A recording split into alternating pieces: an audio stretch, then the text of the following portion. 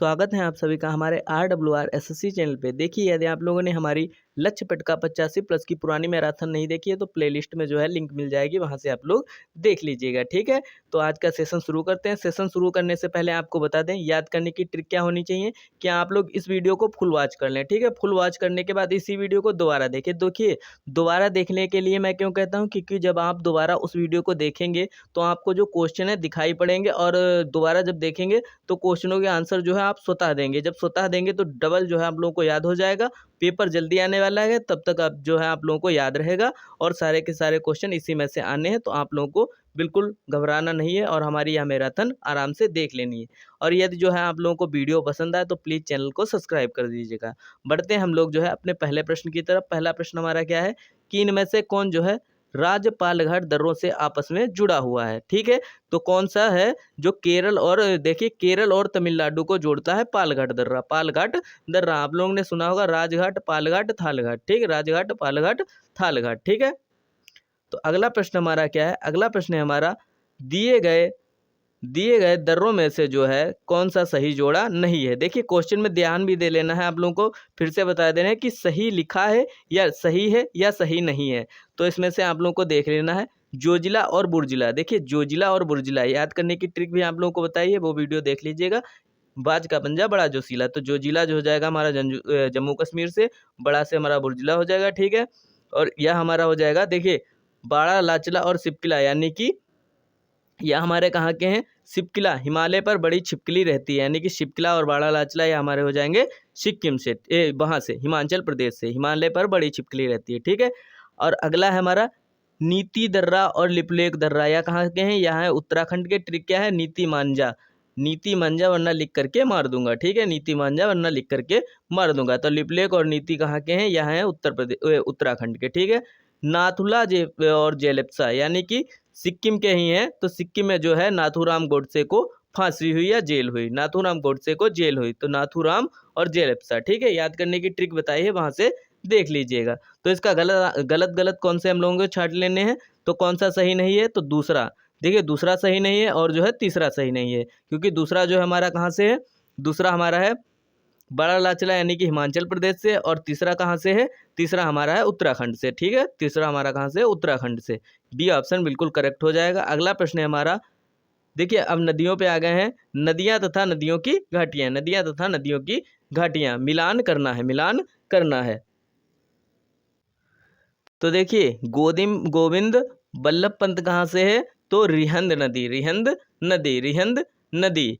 परिछिंदा यहाँ यह हो जाएगा, परिछिंदा कहाँ से हो जाएगा? बेतवा नदी। ठीक है, और जो है गोविंद सागर शहजाद नदी। जामनी बांध कहाँ से? जामनी। देखिए, जामनी नाम ही आ रहा है तो जामनी नदी, जामनी बांध, जामनी नदी, जामनी बांध। ठीक है, गोविंद, देखिए शहजादा कौन है? गोविंद एक शहजादा है। इस तरीके से आप लोग याद रख सकते हैं, गोविंद शहजादा है।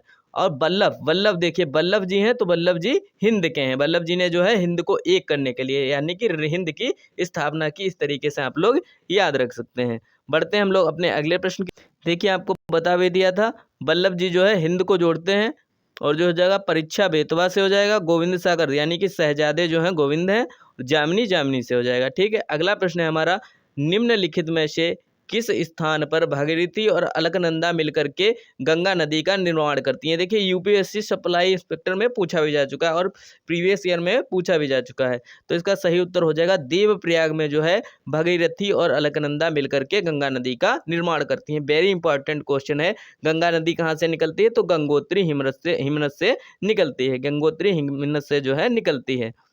और देखिए, मंदाकिनी और अलकनंदा कहाँ मिलते हैं? रुद्रप्रयाग में। पिंडार अलकनंदा कर्णप्रयाग में। विष्णुप्रयाग में कौन सा? पोलीगंगा और अलकनंदा, पोलीगंगा और अलकनंदा। अगला प्रश्न है हमारा कि गोदावरी नदी महाराष्ट्र के किस जिले से निकलती है? वेरी इंपॉर्टेंट क्वेश्चन है। गोदावरी नदी जो हमारी है नासिक जिले से निकलती है, नासिक जिले से निकलती है।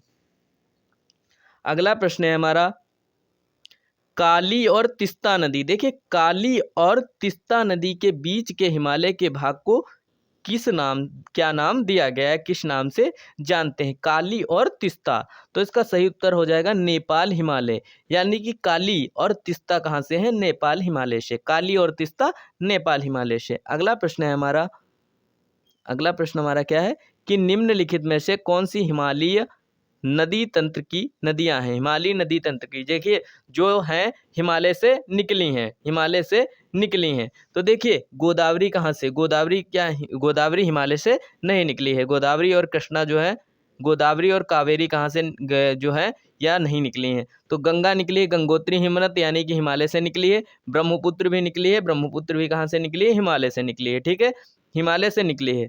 और जो है यह गोदावरी और कावेरी कहाँ की हैं, दक्षिणी भारत की नदियां हैं, दक्षिणी भारत की नदियां हैं। अगला प्रश्न है हमारा, निम्नलिखित में से कौन सी नदी जो है खंबात की खेड़ी से खंबात की खाड़ी में नहीं मिलती है, यानी कि खंबात की खाड़ी में जो है नहीं मिलती है। खंबात की खाड़ी कहाँ स्थित है, तो यह कहाँ है, गुजरात में स्थित है, गुजरात में स्थित है। तो देखिए माही, माही जो है खंबात के खाड़ी में मिलती है। साबरमती यानी कि अहमदाबाद से निकल करके ये जो है बंगाल के खंबात की खाड़ी में मिलती है। और जो है तापी भी निकलती है, मिलती है। लेकिन जो है कोयना, कोयना नदी जो है खंबात की खाड़ी में नहीं मिलती है, खंबात की खाड़ी में नहीं मिलती है। और यह किसकी सहायक है, तो कृष्णा नदी की सहायक नदी है। अगला प्रश्न है हमारा, निम्नलिखित में से कौन सी नदी जो है भारतीय प्रायद्वीप में पश्चिम की ओर बहने वाली दूसरी सबसे बड़ी नदी। देखिए दूसरी सबसे बड़ी नदी जो है पश्चिम की ओर बहने वाली है, वह है तापी। तापी नदी जो है सबसे जो है पश्चिम की ओर बहने वाली दूसरी सबसे बड़ी नदी है। और पहली सबसे बड़ी नदी कौन सी है, तो वह है नर्मदा। नर्मदा नदी जो है सबसे बड़ी नदी है पश्चिम की ओर बहने वाली, पश्चिम की ओर बहने वाली। अगला प्रश्न है हमारा, निम्नलिखित में से कौन सी नदी जो है उत्तर पिनाकिनी के नाम से जानी जाती है, उत्तर पिनाकिनी के नाम से जानी जाती है। तो पेन्नार, पेन्नार नदी जो है उत्तर पिनाकिनी नाम से जानी जाती है। और देखिए इनका जो है उद्गम स्थल भी हम लोग याद कर लेते हैं, कावेरी। देखिए एक दो उद्गम स्थल जो है पिछली बार गंगा का पूछा जा चुका है, तो गंगा का क्या था, गंगोत्री हिमनद।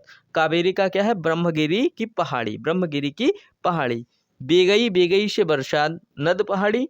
कृष्णा महालेश्वर से निकलती है, महाबलेश्वर से। ब्रह्माणी कहाँ से निकलती है, दुधवा पहाड़ी यानी कि छोटा नागपुर पठार से, छोटा नागपुर पठार से। बढ़ते हैं हम लोग अपने अगले प्रश्न की तरफ। देखिए अगला प्रश्न है हमारा, निम्नलिखित में से कौन सी नदी जो है यमुना से नहीं मिलती है, यमुना से नहीं मिलती है। तो क्या यमुना से मिलने वाली नदियाँ कौन है, चंबल, केन, बेतवा। देखिए चंबल, केन, बेतवा। ठीक है, चंबल, केन, बेतवा। ट्रिक भी है आप लोगों को याद करने की, चंबल, सिंध, बेतवा, केन। चंबल, सिंध, बेतवा, केन जो है यमुना से मिलती हैं, यमुना नदी से मिलती हैं। चंबल, चंबल, सिंध, बेतवा, केन। चंबल, सिंध, बेतवा, केन। और जो है सोन, हमारी जो है सोन नदी यमुना से नहीं मिलती है। और सोन नदी कहाँ से निकली है, तो सोन नदी जो है अमरकंटक से निकलती है, अमरकंटक से निकलती है और पटना के समीप गंगा से मिलती है, पटना के समीप जो है गंगा से मिलती है। अगला प्रश्न है हमारा, नर्मदा के अतिरिक्त कौन सी दूसरी जो है नदी अमरकंटक से निकलती है, तो सोन नदी। देखिए सोन नदी जो है अमरकंटक से निकलती है, अभी आप लोगों ने देखा। और जो है सोन नदी कहाँ से निकलती है, अमरकंटक से निकलती है। और सबसे बड़ी पश्चिम की ओर बहने वाली तो वह हो जाती है नर्मदा नदी। अगला हमारी कावनी, हेमवती और अमरावती किस नदी की सहायक नदियां हैं, किस नदी की सहायक नदियां हैं। तो काविनी, हेमवती, अमरावती यानी कि कावेरी, कावेरी की जो है सहायक नदियां हैं, कावेरी की सहायक नदियां हैं।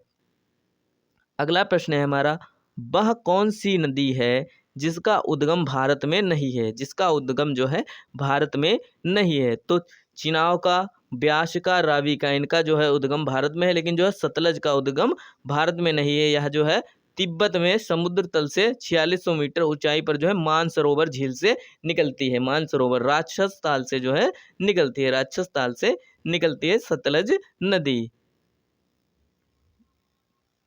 अगला है हमारा, सबसे छोटी नदी कौन सी है, सबसे छोटी नदी कौन सी है, इंपॉर्टेंट क्वेश्चन है। सबसे छोटी नदी कौन सी है, तो कृष्णा नदी जो है सबसे छोटी नदी है, कृष्णा नदी जो है सबसे छोटी नदी है।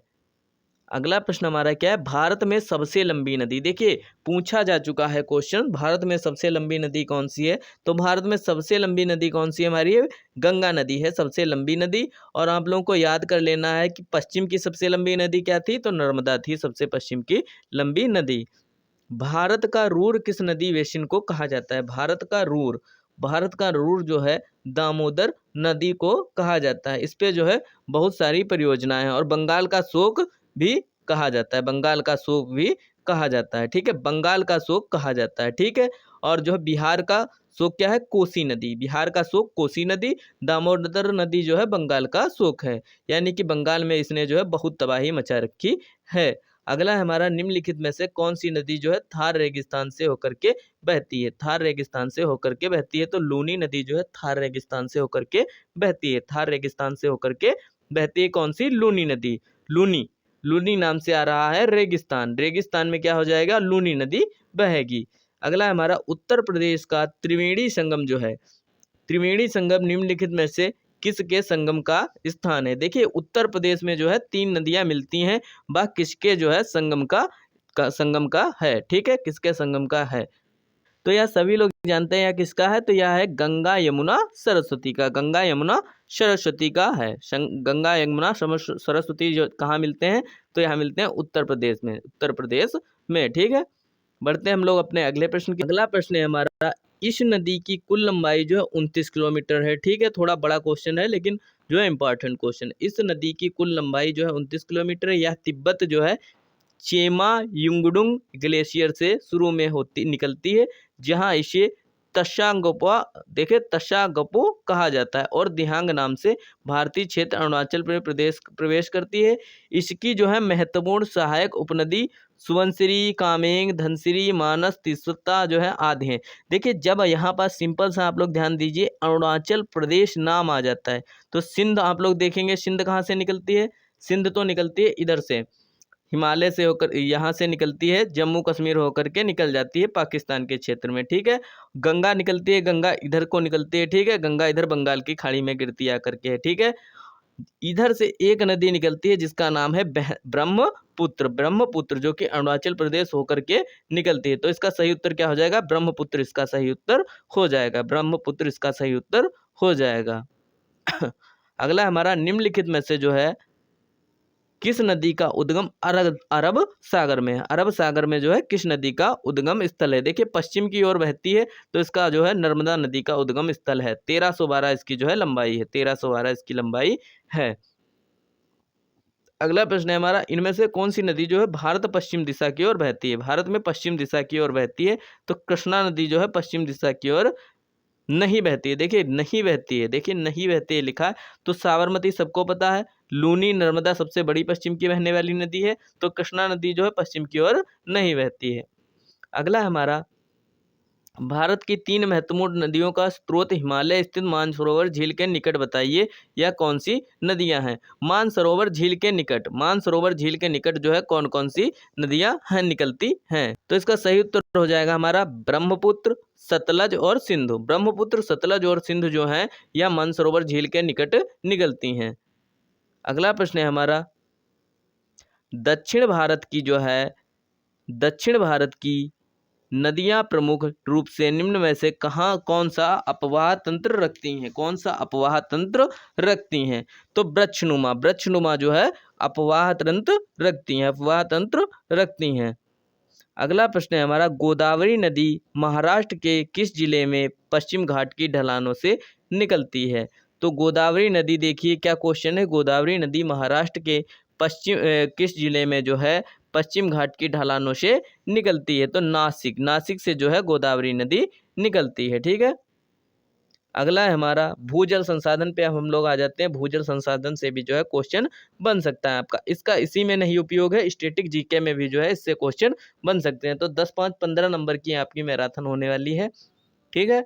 निम्नलिखित में से किस नदी पर पंचेत हिल बांध का निर्माण किया गया है? पंचेल हिल बांध का निर्माण किया गया है, तो दामोदर, दामोदर नदी घाटी परियोजना पर जो है पंचेत हिल बांध का निर्माण किया गया है। यूपीएससी जी 2018 में पूछा गया है।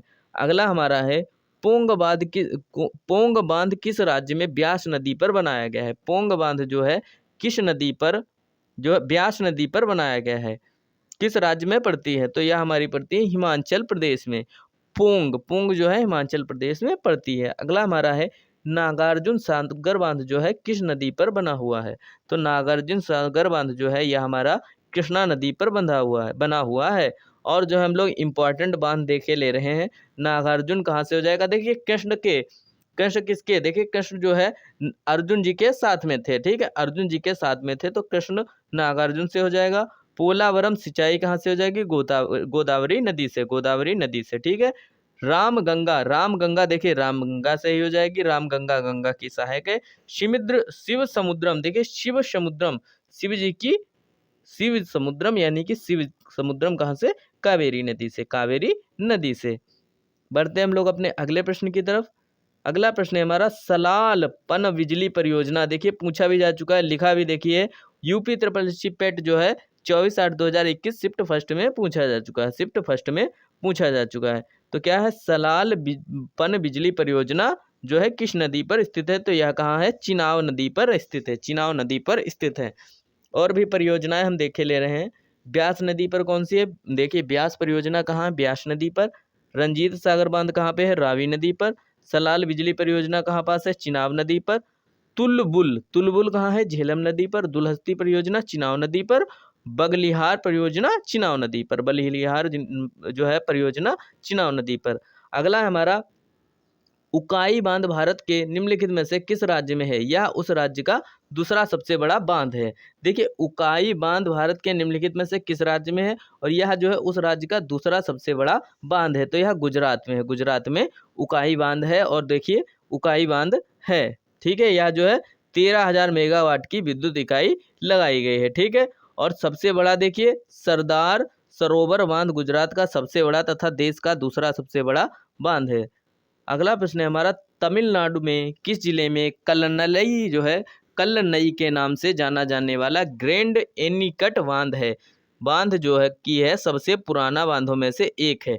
कहाँ स्थित है यह? देखिए कल्लनई, कल्लनई आप लोगों को याद रखना है। तो यह है तिरुचिरापल्ली, तिरुचिरापल्ली कहाँ से है? कल्लनई, कल्लनई। अगला हमारा है भांखड़ा बांध। देखिए भांखड़ा बांध वेरी इंपॉर्टेंट है। भांखड़ा बांध किस नदी पर है? तो भांखड़ा बांध कहाँ है? सतलुज नदी पर है। सतलुज नदी पर कौन सा है? भांखड़ा बांध है। भांखड़ा बांध सतलुज नदी पर बनाया गया है। इसके बारे में थोड़ी जानकारी भी ले लेते हैं। यह बांध जो है 261 मीटर जो है ऊंचा है, ठीक है। और टिहरी बांध के बाद जो है भारत का दूसरा सबसे ऊंचा, टिहरी बांध जो है सबसे ऊंचा है, उसके बाद जो है भांखड़ा बांध है, भांखड़ा बांध है, ठीक है। अगला प्रश्न है हमारा भारत में सबसे लंबा बांध कौन सा है? सबसे लंबा बांध कौन सा है? तो सबसे लंबा बांध हमारा कौन सा है? हीराकुंड बांध जो है सबसे लंबा बांध है, सबसे लंबा बांध है। और यह जो है उड़ीसा के संबलपुर जिले में है। कहाँ है? महानदी पर है। देखिए महानदी पर है। अगला प्रश्न है हमारा कुंडलकुलम परियोजना किस राज्य में स्थित है? कुंडलकुलम योजना जो है किस राज्य में स्थित है? तो यह कहाँ है? तमिलनाडु में। कुंडनकुलम जो है तमिलनाडु में स्थित है। इसके बारे में थोड़ा जान लेते हैं जिससे कि आप लोगों को याद करने में आसानी होगी। यह एक जो है नाभिकीय परियोजना है, नाभिकीय परियोजना है। इस परियोजना को भारत और रूस के सहयोग से बनाया गया है। इस परियोजना को जो है भारत और रूस के सहयोग से बनाया गया है। अगला प्रश्न है हमारा श्रीशैलम बांध किस नदी पर बनाया गया है? श्रीशैलम, श्रीशैलम बांध जो है कृष्णा नदी पर। श्री नाम आ रहा है यानी कि श्री कृष्ण, यानी कि श्रीशैलम बांध कहाँ हो जाएगा? कृष्णा नदी पर। अगला प्रश्न है हमारा पैठन जल विद्युत परियोजना किस राज्य में स्थित है? पैठन जल विद्युत परियोजना किस राज्य में स्थित है? तो यह कहाँ है? महाराष्ट्र में। पैठन जल विद्युत परियोजना कहाँ है? महाराष्ट्र में है, महाराष्ट्र में है। अगला प्रश्न है हमारा चमेरा बांध किस नदी पर बनाया गया है? देखिए चमेरा बांध जो है रावी नदी पर बनाया गया है। चमेरा बांध कहाँ बनाया गया है? रावी नदी पर। अगला प्रश्न है हमारा भारत के किस राज्य में सबसे ज्यादा बांध है? देखिए सबसे इंपॉर्टेंट क्वेश्चन यही आ जाता है, भारत के किस राज्य में सबसे ज्यादा बांध है? तो सबसे ज्यादा बांध कहाँ है? महाराष्ट्र में सबसे ज्यादा बांध है, ठीक है। कितने हैं? 1800 से ज्यादा बांध है, 1800 से ज्यादा बांध है। तो आप लोगों को बस इंपॉर्टेंट बात इसीलिए कराया जा रहे हैं कि 1800 से ज्यादा बांध, सबसे ज्यादा बांध कहाँ है? महाराष्ट्र में, ठीक है। भारत का सबसे ऊंचा बांध कौन सा है? देखिए सबसे ऊंचा बांध कौन सा है? अभी आप लोगों को बताया था 261 मीटर जो है ऊंचा बांध था। तो जो है टिहरी बांध सबसे ऊंचा है और भांखड़ा जो है दूसरा सबसे ऊंचा बांध है, ठीक है, भारत का। अगला है हमारा गंडक सिंचाई परियोजना किन प्रदेशों एक संयुक्त प्रयास है? किन प्रदेशों का एक जो है संयुक्त प्रयास है गंडक परियोजना? तो इसका सही उत्तर हमारा हो जाएगा उत्तर प्रदेश एवं बिहार। देखिए पड़ोसी देश हैं। गंडक यानी कि गंडक सिंचाई परियोजना कहाँ से है? सिंचाई परियोजना तो उत्तर प्रदेश एवं बिहार से है। अगला प्रश्न है हमारा, अभी देखिए पहाड़ियाँ आ जाएंगी। अगला प्रश्न है हमारा, भारत में कुल सिंचाई का 45% और घरेलू पानी का भूजल रिजर्व से आता है। भूजल रिजर्व से आता है यानी कि देखिए सिंचाई का 45% और घरेलू पानी का जो है कितना परसेंट आता है, तो यह इसका सही उत्तर हो जाएगा 80% जो है आता है, 80% आता है। अगला प्रश्न है हमारा, निम्नलिखित में से किस पर्वत श्रृंखला को सह्याद्री कहा जाता है। देखिए प्रश्न में भी पूछा जा चुका है, किस जो है निम्नलिखित में से किस पर्वत को सह्याद्री कहा जाता है, 2022 में पूछा जा चुका है। तो इसका सही उत्तर हो जाएगा पश्चिमी घाट, इसका सही उत्तर हो जाएगा पश्चिमी घाट को जो है सह्याद्री कहा जाता है। अगला हमारा, पश्चिमी घाट की देखिए फिर से ये भी क्वेश्चन पूछा जा चुका है, पश्चिमी घाट का उच्चतम शिखर क्या है, तो इसका सही उत्तर हो जाएगा अनाईमुड़ी। अनाईमुड़ी जो है सबसे ऊंचा है। और अनाईमुड़ी कहाँ पड़ता है, यह पड़ता है केरल में, केरल में पड़ता है। यहीं पास जो है शांतवेली घाटी है और यह जो है इलायची के लिए प्रसिद्ध है, शांतवेली घाटी। ठीक है। अगला हमारा, निम्नलिखित में से कौन सा जो विकल्प है पश्चिमी घाट का सर्वोच्च शिखर है। देखिए पश्चिमी घाट का सर्वोच्च शिखर है तो अनाईमुड़ी, अभी आप लोगों को बताया पश्चिमी घाट का अनाईमुड़ी, और यह कहाँ पड़ता है, केरल में पड़ता है। देखिए पश्चिमी घाट की सर्वोच्च ऊंची चोटी है अनाईमुड़ी, यह कहाँ पड़ती है, तो यह केरल में पड़ती है। अगला है हमारा, निम्नलिखित में से कौन सा विकल्प लघुत्तर हिमालय में पर्वत की सबसे लंबी पर्वतमाला है। देखिए लघुत्तर हिमालय, महान हिमालय, लघुत्तर हिमालय, लघु हिमालय। देखिए लघु हिमालय वही यानी कि लघु मतलब छोटा हिमालय। ठीक है। तो इसका सही उत्तर हो जाएगा पीर पंजाल श्रेणी, पीर पंजाल जो है पर्वतमाला, पीर पंजाल सर पर्वतमाला। इसकी औसतन ऊंचाई कितनी होती है, 3700 से 4500 मीटर, 3700 से 4500 मीटर। अगला प्रश्न है हमारा, यूरेशियाई प्लेट एवं भारतीय प्लेट के टकराव पर सिकुड़न के परिणाम स्वरूप जो है निर्मित लंबवत घाटियां हैं, निर्मित जो है लंबवत घाटियां हैं, तो इन्हें क्या कहते हैं, इन्हें डंस, डंस कहते हैं, डंस कहते हैं। अगला हमारा, प्रायद्वीपीय पहाड़ी मैदान की एक अनोखी विशेषता काली मिट्टी का क्षेत्र है। देखिए काली मिट्टी का क्षेत्र है उसे क्या कहते हैं, तो दक्कन, दक्कन, दक्कन, दक्कन का पठार कहते हैं यानी कि दक्कन ट्रेप कहते हैं। और इसका निर्माण कैसे हुआ, मेसोजोइक महाकल्प के क्रिटेशियस कल्प में हुआ, मेसोजोइक महाकल्प के क्रिटेशियस कल्प में हुआ। अगला प्रश्न है हमारा, भारतीय प्रायद्वीप की सबसे ऊंची चोटी है। देखिए भारतीय प्रायद्वीप की सबसे ऊंची चोटी है यानी कि प्रायद्वीप यानी कि इसकी सबसे ऊंची चोटी कौन सी है, अनाईमुड़ी। अनाईमुड़ी जो है भारतीय प्रायद्वीप की सबसे ऊंची चोटी है। वैसे भारत की सबसे ऊंची चोटी कौन सी है, तो गॉडविन ऑस्टिन यानी कि K2 जो कि पीओके में है, लेकिन पीओके हमारा है इसलिए जो है वो चोटी हमारी है।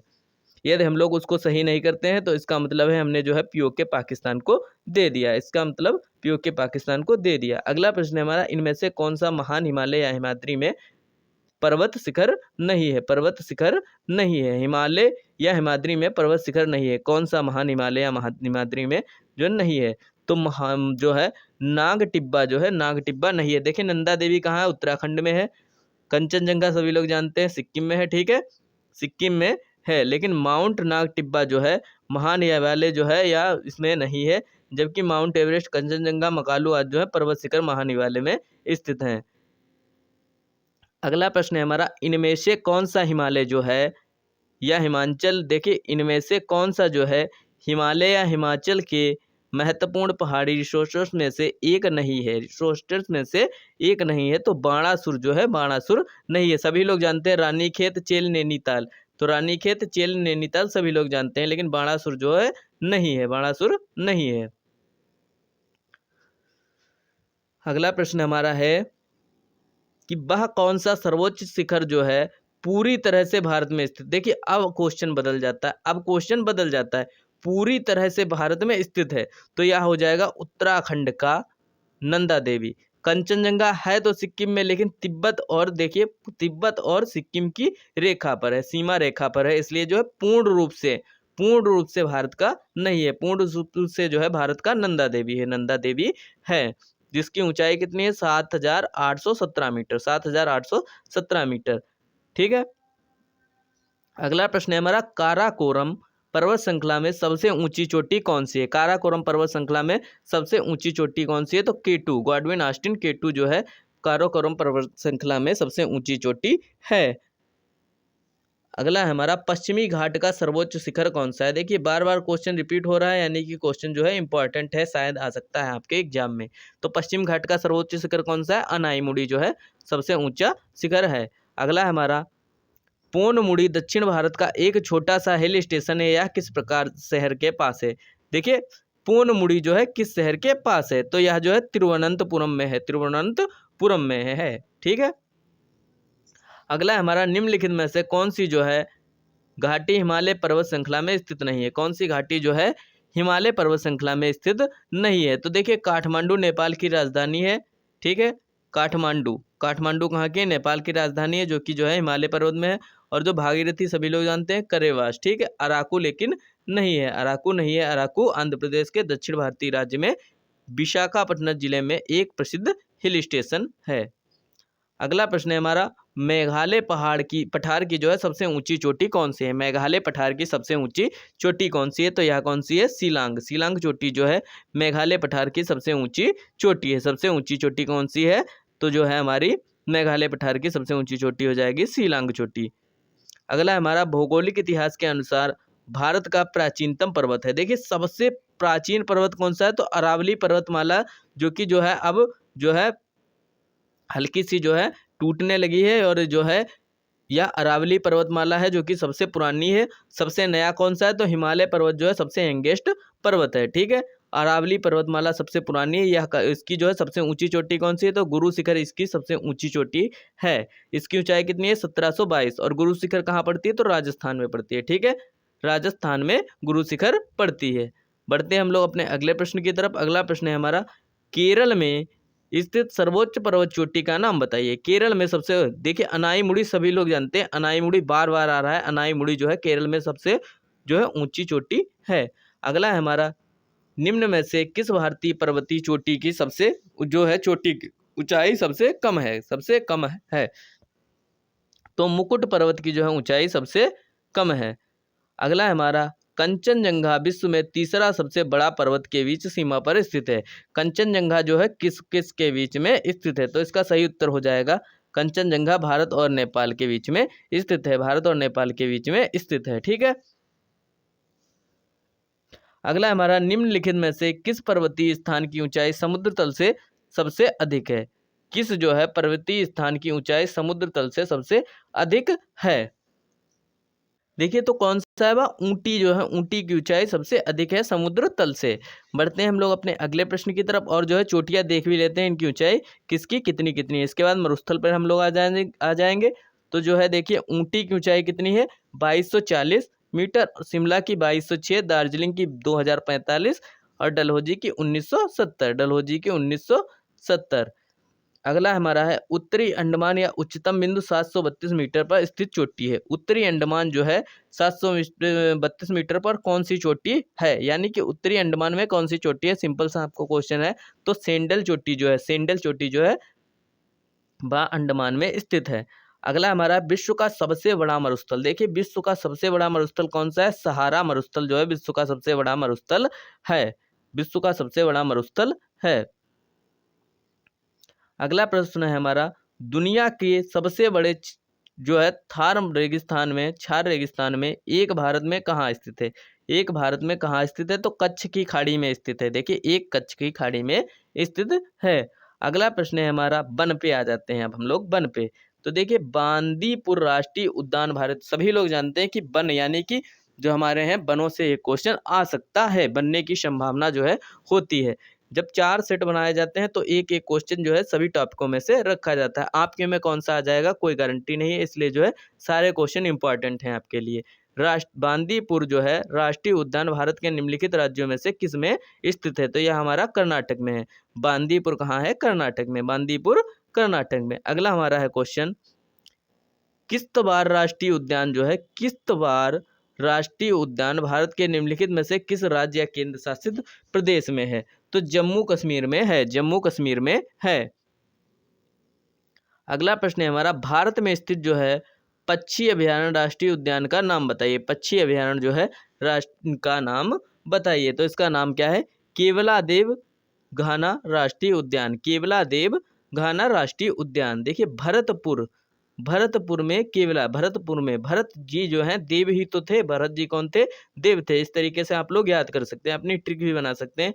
भरतपुर क्या है, केवला देव, भरत क्या थे, देव थे। अगला प्रश्न है हमारा, दुधवा राष्ट्रीय उद्यान हमारे राज्य के निम्न में से किस जिले में जो है स्थित है।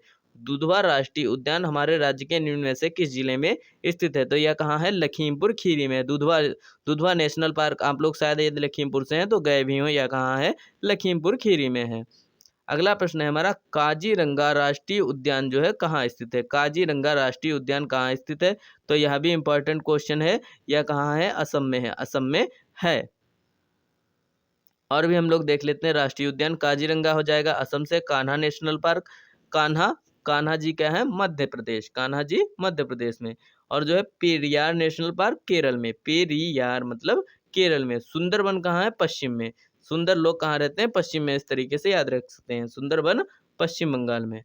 अगला प्रश्न है हमारा, वन खंड एक प्रमुख पर्यावरण संसाधन है, भारत का कितना भूक्षेत्र वन क्षेत्र के अंतर्गत आता है। तो देखिए सबसे इंपॉर्टेंट इसमें टॉपिक क्वेश्चन आप लोगों को बता दे रहे हैं। पृथ्वी पर जो है 33% जो है वन होने चाहिए, पृथ्वी पर 33% वन होने चाहिए, लेकिन जो भारत में है 22% वन है, 22% वन है। तो इसका सही उत्तर हमारा हो जाएगा 25%। देखिए वन क्षेत्र के अंतर्गत कितना आता है भारत का भू क्षेत्र, तो 25%, 25% पर जो है वन है। अगला प्रश्न है हमारा, बिनसर का जंगल भारत के किस प्रदेश या केंद्र शासित क्षेत्र में स्थित है। बिनसर यानी कि बिना सर के, यानी कि उत्तर का। देखिए उत्तराखंड का बिनसर, उत्तराखंड का बिनसर, बिनसर का जंगल कहाँ है, उत्तराखंड में। अगला प्रश्न है हमारा, वन विभाग के सर्वेक्षण के मुताबिक भारत का वास्तविक वन कवर भौगोलिक क्षेत्र का कितना है। देखिए भौगोलिक क्षेत्र का कितना है, तो आपको लोगों को बता भी चुके हैं, 22% जो है पृथ्वी पर वन है। 22% जो है भारत में वन है, भारत में वन जो है 22% हैं। होने कितने चाहिए, 33% होने चाहिए। अगला प्रश्न है हमारा, भारत के किस राज्य में वन सर्वाधिक हैं। भारत के किस राज्य में जो है वन सर्वाधिक हैं, तो मध्य प्रदेश में सर्वाधिक हैं, मध्य प्रदेश में सर्वाधिक हैं। और जो देखिए क्षेत्रफल की दृष्टि में तो मेघालय में हो जाएंगे, क्षेत्रफल की दृष्टि से मेघालय में। वैसे जो है सबसे अधिक कहाँ है, तो मध्य प्रदेश में, मध्य प्रदेश में सबसे अधिक वन है। देखिए मिजोरम में कितने हैं, 84%। अरुणाचल, देखिए हाँ मिजोरम में जो है सबसे ज़्यादा वन है, उसके क्षेत्रफल की दृष्टि से जो है मिजोरम में सबसे ज़्यादा वन है। अगला आ जाता है हमारा, भारत में निम्नलिखित में से किस प्रकार के वन का सबसे बड़ा क्षेत्र है, सबसे बड़ा क्षेत्र है। तो देखिए इसका सही उत्तर हो जाएगा, हमने बताया था आप लोगों को, उष्णकटिबंधीय जो है हमारे यहाँ की जलवायु है। जलवायु कैसी है, उष्णकटिबंधीय। तो हमारे यहाँ कैसे वन पाए जाते हैं, उष्णकटिबंधीय और पर्णपाती। पर्णपाती का मतलब क्या होता है, जो होते हैं वनों पत्ते झड़ जाते हैं पेड़ों से। ठीक है, अगला प्रश्न हमारा क्या है, अगला प्रश्न है, देखिए अब आ जाता है खनिज। खनिज देखिए यह जो है आपका इकोनॉमी भी, इकोनॉमी जो है, इकोनॉमी में भी जो है इससे क्वेश्चन आ सकते हैं। भिलाई देखिए आया भी है, आप लोगों को देख लीजिए, यूपी ट्रिपल पेट 24/8/2021 शिफ्ट सेकंड में आया भी है। भिलाई इस्पात केंद्र, भिलाई इस्पात केंद्र, तो यह किसकी सहायता से लगाया गया था, तो यह जो है छत्तीसगढ़ के बालोद जिले में है, छत्तीसगढ़ के बालोद जिले में। और जो है यहाँ रूस की सहायता से लगाया गया था, और जो है द्वितीय पंचवर्षीय योजना में आया था, द्वितीय पंचवर्षीय योजना में जो है लगाया गया था, द्वितीय पंचवर्षीय योजना में लगाया गया था। तो यह जो है स्रोत इसका क्या है, तो एस का स्रोत है इसका दल्ली राजहरा, दल्ली राजहरा। अगला प्रश्न है हमारा, लौह अयस्क की महत्वपूर्ण खदान जो है कुद्रेमुख है, कहाँ है, तो यह जो हमारी है कर्नाटक में है, कर्नाटक में है, कर्नाटक में है।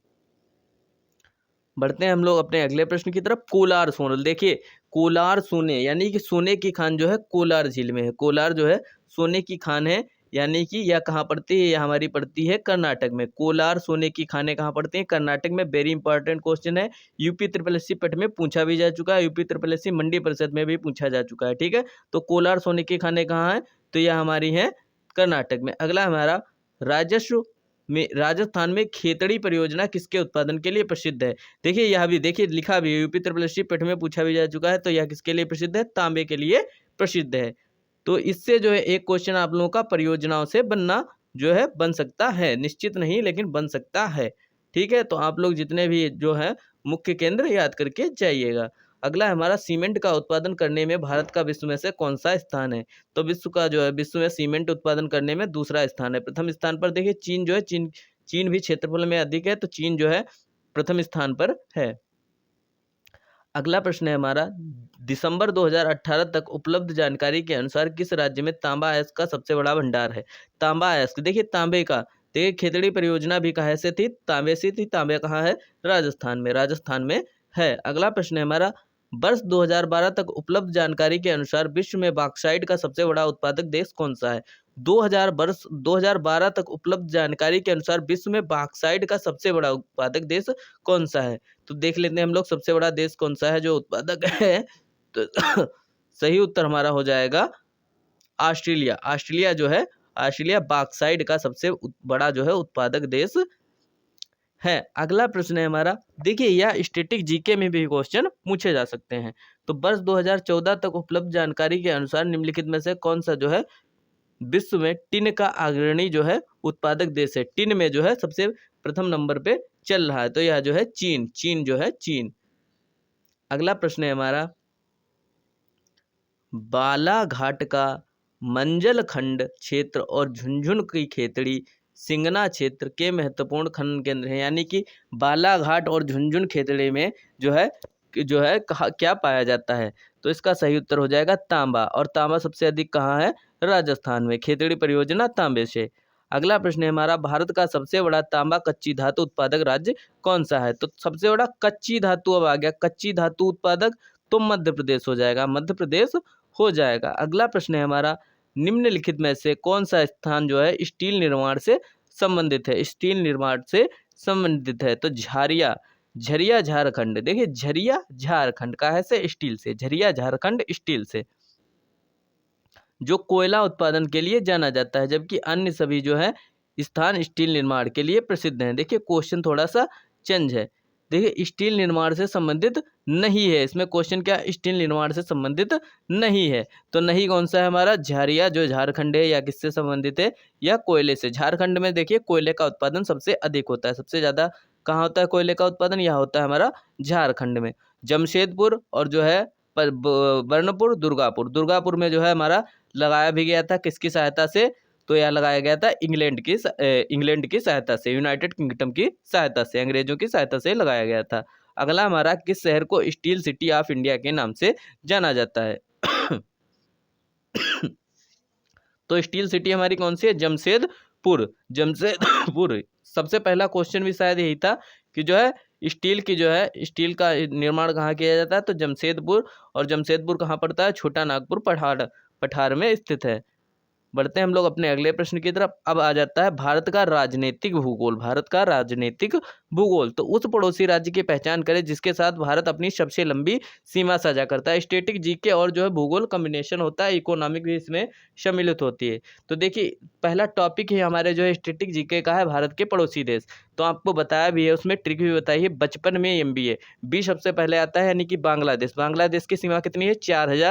4096 किलोमीटर, 4096 किलोमीटर जो है बांग्लादेश से सीमा लगती है। देखिए लिखा भी है, बांग्लादेश, असम, मेघालय, मिजोरम और त्रिपुरा पश्चिम बंगाल। ठीक है, त्रिपुरा पश्चिम बंगाल। चीन किससे लगता है? लद्दाख, हिमाचल प्रदेश, उत्तराखंड, सिक्किम एवं अरुणाचल प्रदेश। ठीक है, अरुणाचल प्रदेश।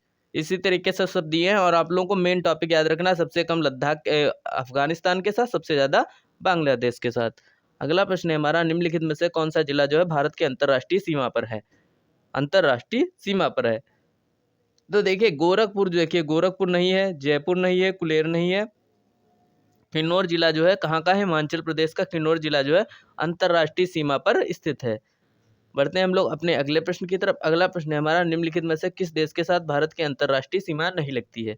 भारत की अंतर्राष्ट्रीय सीमा नहीं लगती। देखिए कल का रिपीट क्वेश्चन है, इसकी जो है श्रीलंका के साथ, सभी लोग जानते हैं बांग्लादेश के साथ जो है स्थलीय सीमा साझा करता है, पाकिस्तान के साथ, भूटान के साथ, लेकिन जो है मन्नार की, देखिए इसकी जो है पाक जल संधि के द्वारा जो है श्रीलंका से जुड़ा हुआ है, लेकिन जो है इसकी सीमा नहीं लगती है भारत की।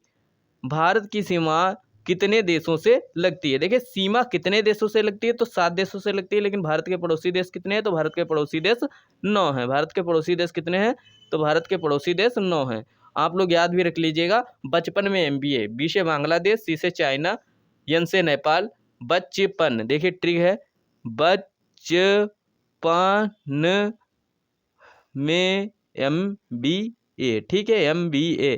बांग्लादेश, चाइना, पाकिस्तान, नेपाल, म्यांमार, भूटान, अफगानिस्तान, ठीक है। अगला है हमारा त्रिपुरा अपने उत्तर, दक्षिण और पश्चिम में किससे घिरा हुआ है? तो त्रिपुरा जो है हमारा बांग्लादेश से घिरा हुआ है। यह भी रिपीट क्वेश्चन है, त्रिपुरा जो है बांग्लादेश से घिरा हुआ है। अगला प्रश्न है हमारा जलवायु तथा मौसम, जलवायु तथा मौसम। तो भारत का विभाजन होने पर भारत और पाकिस्तान के बीच जो है 1947 को कौन सी रेखा खींची गई थी? तो रेड क्लिफ लाइन खींची गई थी, रेड क्लिफ। तो यह सभी लोग जानते हैं। और मैकमोहन रेखा किसके किसके बीच में है? आप लोगों को ट्रिक भी बताई है, भारतीय शास्त्रीय न्याय जब याद करते हैं तो देखिए क्या ट्रिक है। मैकमोहन रेखा कहाँ से है? तो भारत और चीन के बीच में, भारत और चीन के बीच में कौन सी है? मैकमोहन रेखा है। और भारत और पाकिस्तान के बीच में रेड क्लिफ, पाकिस्तान अफगानिस्तान के बीच में डुरंड, और त्रिपुरा और बांग्लादेश के बीच में शून्य रेखा है। बांग्लादेश और त्रिपुरा के बीच में शून्य रेखा है, ठीक है। देख भी लीजिए, मैकमोहन भारत चीन, डुरंड पाकिस्तान अफगानिस्तान, और जो है पाक जल संधि कहाँ से है? भारत श्रीलंका से, ठीक है। नाम पाक है, पाकिस्तान मत समझ लीजिएगा। पाक जल संधि जो है श्रीलंका भारत के बीच में है। अगला है हमारा भारत के उत्तर पश्चिम भाग में निम्न में से किस एक के कारण शीतकाल के दौरान वर्षा होती है? देखिए पश्चिमी विक्षोभ के कारण जो है उत्तर पश्चिम भाग में वर्षा होती है। अगला प्रश्न है भारत में मानसून के प्रवाह की सामान्य दिशा निम्नलिखित में से कौन सी है? निम्नलिखित में से कौन सी है? तो दक्षिण पश्चिम से जो है उत्तर पूर्व, दक्षिण पश्चिम से उत्तर पूर्व, दक्षिण पश्चिम से उत्तर पूर्व। प्रवाह की सामान्य अवस्था दिशा पूछ रहा है, तो दक्षिण पश्चिम से उत्तर पूर्व। अगला प्रश्न है हमारा कि पश्चिम विक्षोभ जिस कारण उत्तर पश्चिम भारत में बारिश होती है। देखिए पश्चिमी विक्षोभ, अभी क्वेश्चन आया था, जिस कारण उत्तर, जब शीतकालीन जो है शीतकाल में वर्षा होती है, वह किसके कारण होती है? पश्चिम विक्षोभ के कारण होती है, या उत्तर पश्चिम भारत में बारिश होती है। इसका उत्पत्ति स्थल है, इसका उत्पत्ति स्थल कहाँ से है? भूमध्य सागर से, भूमध्य सागर से है। भारत में कितनी जो है फसली ऋतुएं पाई जाती हैं? तो जो है भारत में 3 फसली ऋतुएं पाई जाती हैं, रबी खरीफ और जायद, रबी खरीफ और जायद, ठीक है, रबी खरीफ और जायद। अगला है भारत का उच्चतम वार्षिक वर्षा कहाँ पर दर्ज किया गया है? तो देखिए सभी लोग जानते हैं मासिन राम में जो है सबसे ज़्यादा वर्षा होती है। चेरापूंजी है, मासिन राम में एक चेरापूंजी है जहाँ सबसे ज़्यादा वर्षा होती है। उस दिन को वर्षा दिन माना जाता है जिस दिन वर्षा होती है। देखिए तो जो होती है यह 2.5 mm होती है, तो उस दिन को जो है वर्षा दिन माना जाता है। अब देखिए इससे एक क्वेश्चन आना ही आना है, तो इस पॉइंट को जरूर बिल्कुल भी आप लोग स्किप ना करिएगा कि टाइम जोन से एक क्वेश्चन जरूर आपका बनेगा। भारत के किस राज्य में जो है भारत में कर्क रेखा ट्रॉपिक ऑफ कैंसर के अति जो है समीपस्थ कोई शहर है? अति समीपस्थ यानी कि भारत के जो है कर्क रेखा जब निकलती है तो उसके समीप कौन सा शहर पड़ता है? तो कर्क रेखा जो है कहाँ से निकलती है? तो 8 राज्यों से होकर के निकलती है, ठीक है। मित्र पर गमछा झार, मित्र पर गमछा झार, वहां से हो जाएगा मिजोरम, त्रिराष्ट्रीय त्रिपुरा।